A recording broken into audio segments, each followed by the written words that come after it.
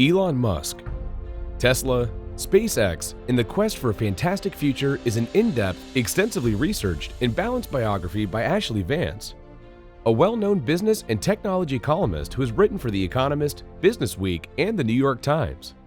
Described as the Thomas Edison or the Iron Man of our times, Musk is painted as an eccentric industrialist, both inventor and businessman, with insanely big vision,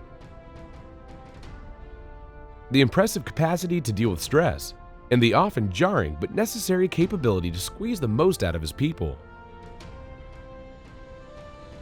To put the Musk oddity in context, after the Silicon Valley implosion in the turn of the millennium, entrepreneurs and investors started playing it safe, often working on incremental improvements, whereas Musk never gave up on his leap-forward visions, to the point where those closest to him were following him around to make sure he wasn't actually going insane. From early on, even as a student, Musk had determined that his life goal would be to alleviate our dependence on oil and make us a multiplanetary species.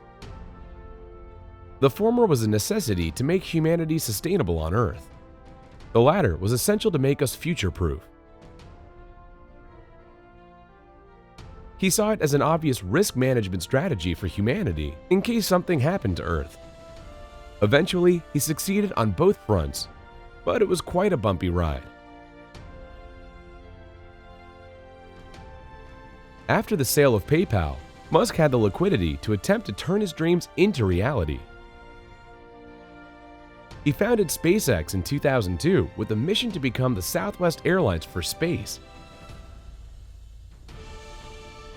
Later on, he heard of a team developing a fully electric car and plowed much of his money there as well.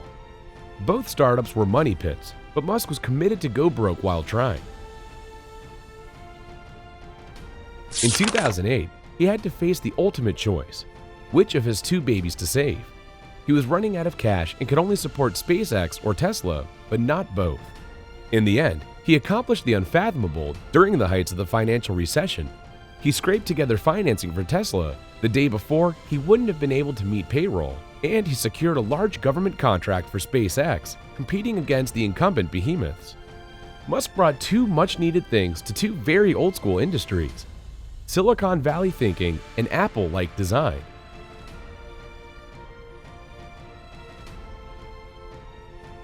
He dove right into executing his big vision and figured it out as he went along, ignoring the status quo in order to deliver step-change improvements. And he made sure that design was an integral part of execution: minimal, functional, and delightful, whether he was building rockets or cars. Musk was often seen as part playboy and part space cowboy. He talked the biggest game in town, but he also delivered no matter what stood in his way. Perhaps a bit late, but otherwise as promised. In the process, he went from multi-millionaire to selling almost everything and staying at a friend's house. But in the end, it all came together.